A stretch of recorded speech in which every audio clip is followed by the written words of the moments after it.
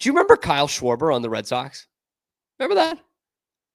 Kyle from Waltham, cheering for himself when he made an out at first base, hitting absolute nukes that still haven't landed 4 years later. Oh, man. Those were the days. He's no Masataka Yoshida, though. At least that's what Chaim Bloom and the Red Sox thought. 4 years later, the Red Sox still haven't made the playoffs again yet. And Masataka Yoshida is one of the worst contracts in all of baseball. How did this happen? More importantly, why did this happen? All comes back to this guy, Chaim Bloom. Most people thought it was the Mookie Betts trade, but no. This is what cost Chaim Bloom his job. I liked Chaim. Love what he did for the farm system. I did that video a few weeks ago talking about how he completely revamped the Red Sox farm system. Check it out if you haven't already. He's definitely planted the seeds for the next great Red Sox team.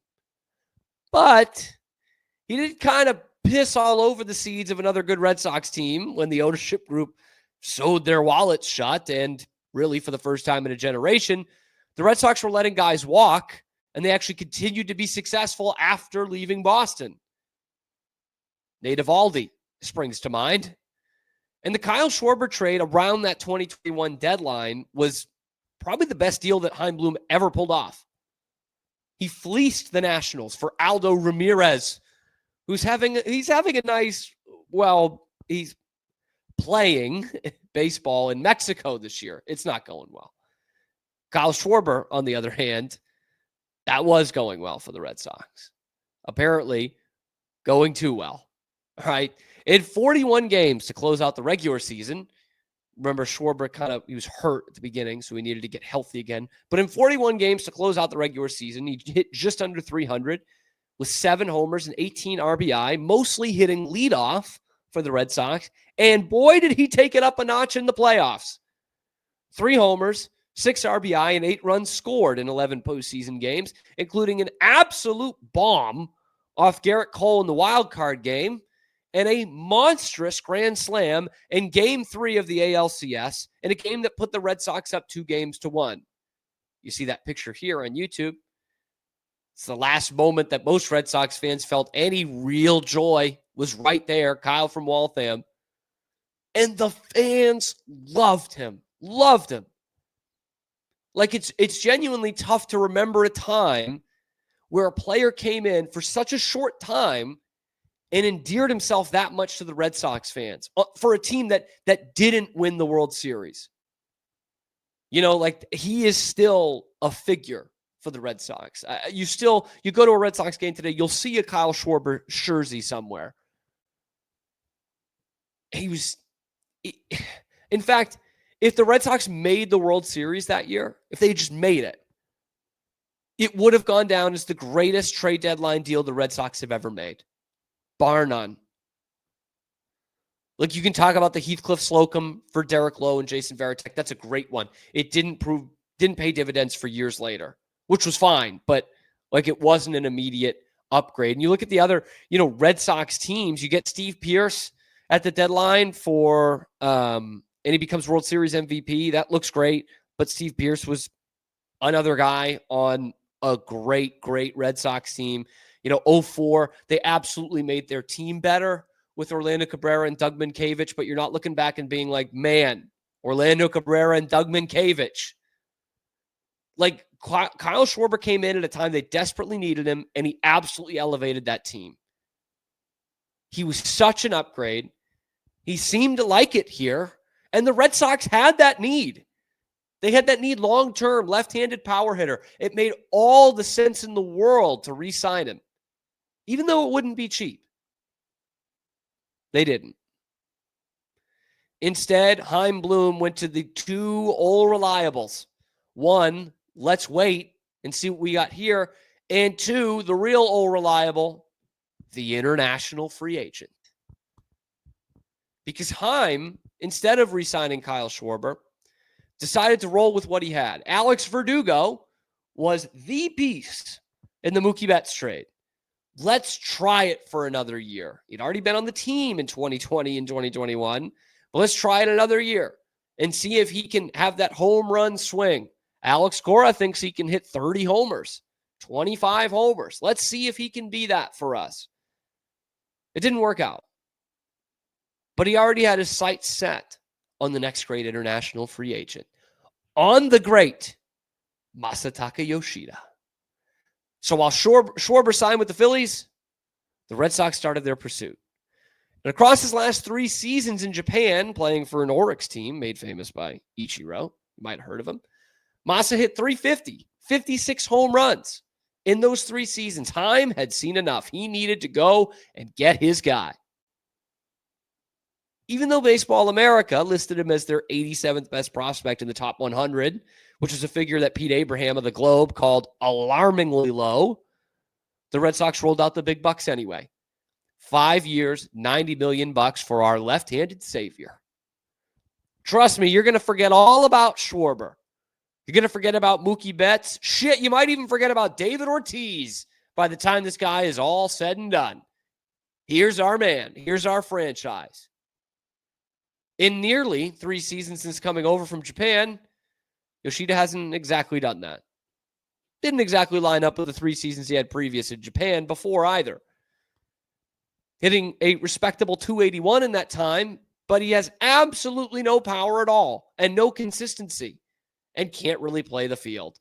Career .764 OPS and 27 home runs career over 3 seasons.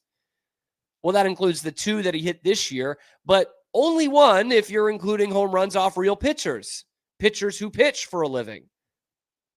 Worse yet, he can't play the outfield. He's not necessarily fast, and his numbers have gone down every single year to the point where in this year, 2025, he's a negative WAR player with an OPS plus that has dropped 34 points and makes him 18% worse than the average major league hitter, which means he's well below the hitters on $90 million contracts, much lower. Right now, Yoshida is a nowhere boy.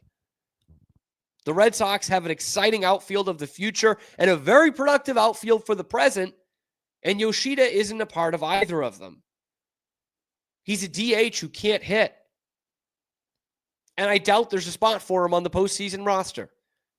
A designated hitter who can't hit. That's not exactly attractive to other teams either.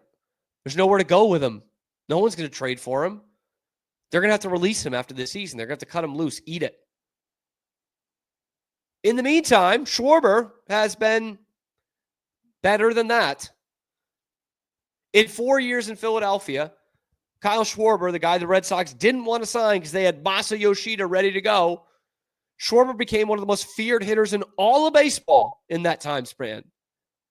In 4 years, he's hit 176 home runs, going for 45 in a season 3 times, including this year where he's going to hit 50 homers. He's going to hit 50 home runs this year. In a lineup with Bryce Harper, Schwarber has become the home run hitter. The Red Sox got Masataka Yoshida. But again, let's be fair here. After the season Schwarber had in 2021, he was expensive, and there was a market for him. There was no way you could get him at the money Yoshida got. Yoshida was a bargain at 5 years, $90 million. Well, actually, you could have gotten Kyle Schwarber at that price, but it would have been stupid since he signed for 4 years and $79 million. The Red Sox got absolutely fleeced. It just doesn't make any sense. For less than $20 million a year, you could have had a 45 home run guy. And a guy who still gets on base. You know, it's not like he's not playing small ball. He's not putting down bunts. He's swinging big. He's striking out. But he gets on base and he hits home runs. And the Red Sox are still looking for that. They were looking for someone who could provide a left-handed power bat to give some protection for Rafi Devers. Alex Verdugo couldn't do it. Masataka Yoshida couldn't do it. Rafi Devers is gone. Missed out on all of it. Good news, though. Good news about Kyle Schwarber. He is going to be a free agent this year. He's only 32. He's going to demand a 5-6-year contract. You bet your ass he will. And he's going to earn every penny of it. This is going to be a massive deal. And while that starts to come into the picture, come into the frame of what teams are after him, there are the Red Sox again. They could have had him on the cheap and gotten the best 4 years of his career. Instead, they went and got Masataka Yoshida, and it cost Chaim Bloom his job, and it cost the Red Sox some genuine opportunities to build on that momentum they had in 2021.